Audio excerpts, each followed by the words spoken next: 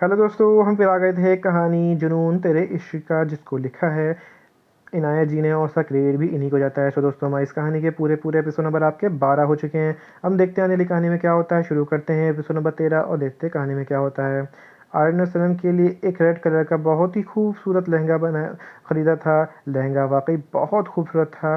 सनम लहंगे लेके वॉशरूम में चेंज करने चली जाती है। जब वो बाहर आती है उसमें एक लेटर मिलता है जिसमें लिखा था, मैं तुम्हारा टेरेस पे वेट करूँगा, जल्दी आना। और उसके साथ ही एक एक कुशल इमोजी बना हुआ था।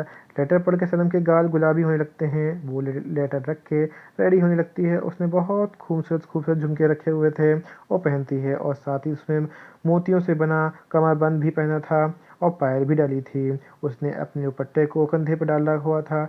लहंगे में उसकी गोरी कमर साफ दिखाई दे रही थी। वो बहुत ही ज़्यादा खूबसूरत लग रही थी। वो रेडी होकर टेरेस की ओर जाने लगती है। टेरेस की ओर बढ़ते हर कदम के साथ उसकी धड़कनें लगातार बढ़ती जा रही थीं। वो टेरेस की डोर पे जाके खड़ी हो जाती है और अपने नज़रें नीचे कर लेती है। आरव को पायल की आरव को उसकी पायल की शोर से पता चल जाता है कि वो आ गई है, और वो पलट के उसको देखता है और देखता ही रह जाता है। उसके मुंह से बस एक ही शब्द निकलता है, ऑसम। और वो सनम की ओर बढ़ने लगता है। उसके हर बढ़ते कदम के साथ सनम की हालत खराब होती जा रही थी। वो अपने लहंगे को कस के पकड़ लेती है। आरव सनम के पास आता है, उसके हाथ को पकड़ के बोलता है, रिलैक्स। उसका हाथ पकड़ के उसे ले जाने लगता है। आरव ने टेरेस पे बहुत ही अच्छे से सजाया हुआ था। पूरे टेरेस पे गुलाब की पंखुड़ियाँ बिखरी हुई थी, जहाँ हर तरफ कैंडल लाइट डिनर की अरेंजमेंट हुआ था, और दूसरी तरफ एक बीच एक गद्दा बिछा हुआ था। आरव ने एक वाइट कलर के शर्ट के साथ ट्राउजर पहना हुआ था जिससे वो कह ढा रहा था। आरव सनम को ले जाके डिनर टेबल पे एक कुर्सी पे खींच के बैठा देता है और उसे खाना सर्व करने लगता है। आज सारा डिनर सनम का ही था, पसंद का था। जो देख के सनम की चेहरे बड़ी सी स्माइल आ जाती है। वो दोनों अपना अपना डिनर ख़त्म करते हैं। सनम आके टेरेस पे रखे झूले पे बैठ जाती है और चांद को देखने लगती है। आरव के सामने आइसक्रीम और कुछ फूड आगे करता है, जिसे सर देखी चिल्ला देती है, आइसक्रीम! आपको पता है सर, सर मैंने कितने दिन से आइसक्रीम नहीं खाई थी। मुझे आइसक्रीम कितनी पसंद है। Thank you so thank you sir. और इतना बोल के आरव से आइसक्रीम लेके खाने लगती है। सनम बच्चों की तरह आइसक्रीम खा रही थी, जो देख के आरव के चेहरे पे एक स्माइल आ जाती है, और वो सनम को देख के आरव मुस्कुराने लगता है। आइसक्रीम खाने के बाद सनम बोलती है, सर आज का तो दिन ही बन गया है आइसक्रीम से। Thank you sir. आरव बस स्माइल करता है और आरव को अपनी ओर आंखों से इशारा करता है, क्योंकि आइसक्रीम खाते हुए कुछ आइसक्रीम उसके सनम के होठों पे भी लग गई थी। सनम को समझ नहीं आता कि आरव खुद ही अपने हाथ साफ करने लगता है। आरव अपने अंगूठे से सनम के होठ पे लगी आइसक्रीम को साफ करता है। आरव के एक छूने से सनम से हिल जाती है और वो वहाँ से जाती है, तो आरव उसका हाथ पकड़ खींचता है और सनम को अपनी गोद में बिठा लेता है। आरव सनम की कमर पे हाथ रख के आरव सनम की कमर पे हाथ रख देता है उसकी खुद से चिपका लेता है। सनम अपनी बड़ी बड़ी आंखों से उसे देखने लगती है, तो आरव बोलता है, क्या बात है बीबी जी, मैंने इतना मैंने इतना कुछ किया, मुझे तो कुछ मिलना चाहिए ना। सनम आरव को बोलती है, सर मेरे पास तो कुछ नहीं है आपको देने के लिए। तो आरव बोलता है ना, और उसकी होठों की तरफ देखने लगता है। सनम को अब ये आरव की बात समझना नहीं आती और वो बोलती है, क्या सर, मेरे पास जो है मैं आपको दे सकती हूँ। तो आरव बोलता है, तुम्हें समझ नहीं आ रहा कि कोई नहीं, मैं खुद ही ले लेता हूँ। और उसके होठों पे अपने होठ देता है। आरव सनम को बहुत ही पैशनेटली कर रहा था। वो काफ़ी देर तक सनम को किस करता है। जब सनम को सांस लेने में तकलीफ होती है तो उसे छोड़ देता है। आरव की पकड़ ढीली होते ही सनम वहाँ से जाने लगती है, तो आरव उसको दुपट्टा पकड़ लेता है। सनम आरव की सरकत से वहीं जम जाती है। आरव धीरे धीरे सनम की ओर बढ़ने लगता है। आरव सनम के पास आके खड़ा होता है और उसके कान में बहुत ही सिलेक्टिव वॉइस में बोलता है, आज नहीं। बैकग्राउंड म्यूजिक, पी लूं तेरे नीले नीले नैनों से शबनम, ये पूरा गाना चलने लगता है। मुझे पता है मेरी वॉइस इतनी अच्छी नहीं जो गाना अच्छा हो। आरव सनम के बालों के एक तरफ कर देता है और शोल्डर पे और उसके शोल्डर और गर्दन पे किस करने लगता है। आरव के हाथ धीरे धीरे सनम की कमर से होके उसके पेट पे लगते हैं। सनम कस के अपने हाथों की मुट्ठियाँ अपने लहंगे पर पकड़ लेती है। आरव सनम को पलटता है और उसके होठों पे अपने होठ फिर से रख देता है। थोड़ी देर बाद आरव सनम को छोड़ता है, उसे अपनी बाहों में उठा के वहीं पे बेड पे लिटा देता है। आरव सनम के ऊपर आता है। सनम अपनी आंखें कस के बंद कर लेती है। आरव आरव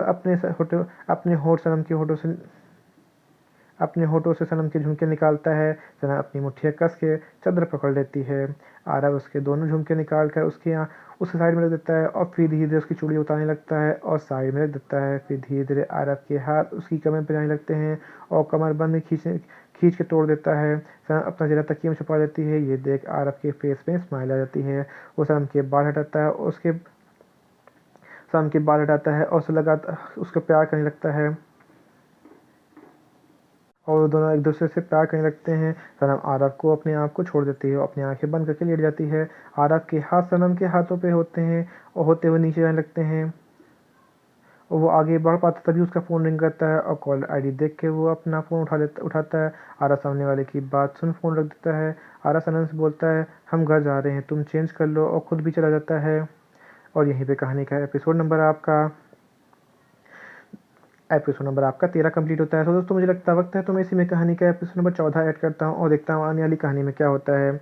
आरव सनम को लेके वापस अपने घर आ जाता है। सनम अपने रूम में जाती है और आरव घर से बने हुए कॉटेज में चला जाता है जहाँ पर किसी आदमी को बांध के रखा गया था। उस आदमी के चारों ओर आरव के बॉडीगार्ड खड़े हुए थे, जिसमें से एक आदिल भी था। आरव आदिल को बोलने का इशारा करता है तो आदिल उसे बताता है कि ये ज़बरदस्ती आपके घर में घुसने की कोशिश कर रहा था। तो आरव उस आदमी को अपनी जलती हुई निगाहों से देखता है और बोलता है, तुम्हें किसने भेजा और तुम क्या करने आए थे मेरे घर में। तो वो आदमी कुछ नहीं बोलता। तो आरव बोलता है, ये रातों को भूत है, ऐसे नहीं मानेगा। तो और आदिल को इशारा करता है। आदिल उस आदमी को बेतहाशा मारने लगता है, उसे टॉर्चर करता है। आरव आदिल को रोकने का इशारा करता है, उस आदमी को बोलने का इशारा करता है। वो आदमी कहता है, सर मुझे माफ़ कीजिए, मैं सब पैसों के लिए कर रहा था, मेरी फैमिली को पैसों की बहुत ज़रूरत है, लेकिन अगर मैंने आपको कुछ भी बताया तो वो लोग मेरी फैमिली को मार डालेंगे। तो आरव उससे बोलता है कि मैं तुम्हारी फैमिली को कुछ नहीं होने दूंगा, इस बार की गारंटी मैं देता हूँ। तो वो आदमी बोलता है, सर वो लोग बहुत खतरनाक हैं। तो आरव उसके पास जाके उसके बोलता है और आदिल को अपनी आंखों से कुछ इशारा करता है और वहाँ चला जाता है। जब वो रूम में वापस आता है तो देखता है कि सनम सो चुकी थी।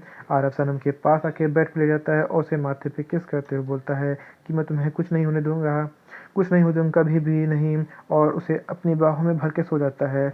अगली सुबह सनम आरव के उठने से पहले ही उठ जाती है। सनम रेडी होकर सबके लिए नाश्ता बनाने लग जाती है। थोड़ी देर बाद सब लोग नाश्ता करते हैं और अपने अपने काम की तरफ निकल जाते हैं। आरव सनम को छोड़ने के लिए यूनिवर्सिटी जाता है। उसे बोलता है, जब तक मैं ना कहूँ तुम यूनिवर्सिटी से बाहर मत आया करो, और तुम्हें अगर कोई भी दिक्कत हो तो मुझे कॉल करना। और उसके हाथ में एक स्मार्ट वॉच पहना देता है और बोलता है, इससे कभी मत निकालना।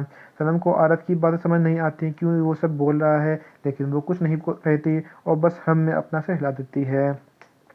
हम जैसे ही यूनिवर्सिटी जाती तो वहाँ पर उसे प्रिया मिल जाती है। वह उसे बताती है कि आज उन्हें पढ़ाने के लिए कोई नए प्रोफेसर आ रहे हैं। तो सनम उसे बोलती है कि हमारे पुराने प्रोफेसर वो तो बहुत अच्छे हैं, तो फिर ये नए प्रोफेसर कहाँ से आ गए, हमें तो नए प्रोफेसर की ज़रूरत ही नहीं है। तो फिर प्रिया उसे बोलती है कि हमारे पुराने अमित सर को हटा दिया गया है और उनकी जगह कोई नया प्रोफेसर आया है। जल्दी चलो, क्लास में देर हो जाएगी, मुझे देखना है ये नया प्रोफेसर कौन है।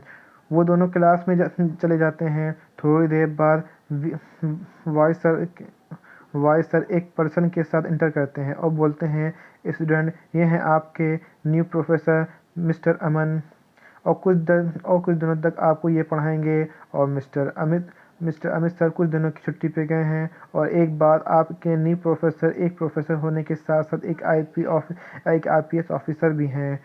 तो आपको इस तो आपको इनसे बहुत कुछ सीखने को मिलेगा। और इतना बोल के वॉइस सर वहाँ चले जाते हैं। क्लास की सारी गर्ल्स एंड बॉय प्रोफेसर घूरे जा रहे थे क्योंकि उनकी पर्सनैलिटी ही ऐसी थी, लेकिन हमारे प्रोफेसर तो बस तब से अपनी नज़रें को बचाकर सिर्फ सनम को ही देखे जा रहे थे। अमन अपने मन में सोचता है, मिस सनम हो तो कौन हो तुम।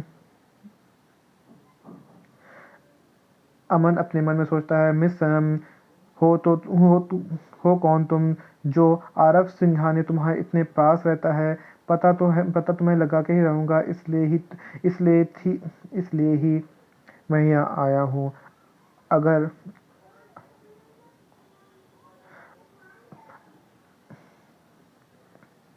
अगर मैंने कल तुम्हें आरव के फार्म हाउस से साथ निकलते हुए नहीं देखा होता तो मुझे कभी पता ही नहीं चलता कि आरव का दिल तुम पे आ गया है, और उस दिल को तोड़ने के लिए मैं हूँ ना। उसके बाद अमन सभी स्टूडेंट को इंट्रो देता है और उन्हें पढ़ाता है। क्लास ओवर होने के बाद वो गार्डन में चला जाता है और किसी कॉल पे बात करने लगता है।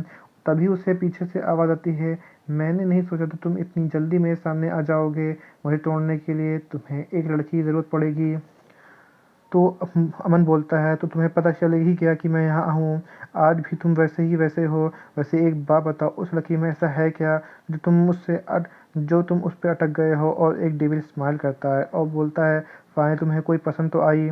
वैसे एक बात और बता देता हूँ, वो तुम्हें पसंद नहीं करेगी बल्कि मुझे करेगी। अमन आरव के बिल्कुल पास आके उसके बहुत ही गुस्से से बोलता है, तुमने मुझे मेरा प्यार छीन लिया था।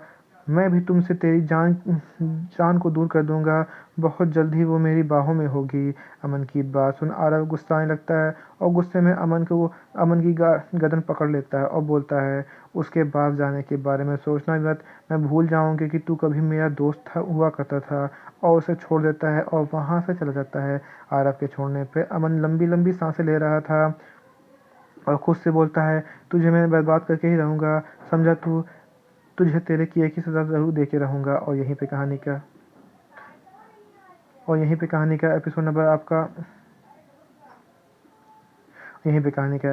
आपका 214 कंप्लीट होता है। तो दोस्तों आपको एपिसोड 214 नहीं, सिर्फ 14। आपको एपिसोड 14 कैसा लगा हमें कमेंट करके ज़रूर बताइए। कहानी कोई ऐसा अंश, ऐसा भाग जो आपको समझ में ना आया हो, आपको और पता लगा हो, तो अभी हमें कमेंट करके ज़रूर बताइए।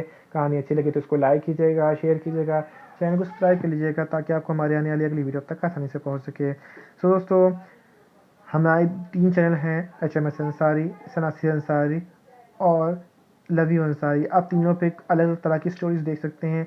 सभी चैनल पे 4-4 और एक चैनल पे 2 स्टोरी लॉन्च होंगी। और हमारा एक चैनल टेलीग्राम पर भी है। आप जितने भी एपिसोड हमारे इससे पहले कहानियाँ बोली हैं, मैं जल्द से जल्द सभी कहानियों को टेलीग्राम चैनल पर ले आऊँगा। उसका नाम है सनासी अंसारी, जो कि मैं डिस्क्रिप्शन में लिंक ऐड कर दूँगा। तो दोस्तों हम फिर मिलेंगे एक नई वीडियो के साथ। धन्यवाद दोस्तों।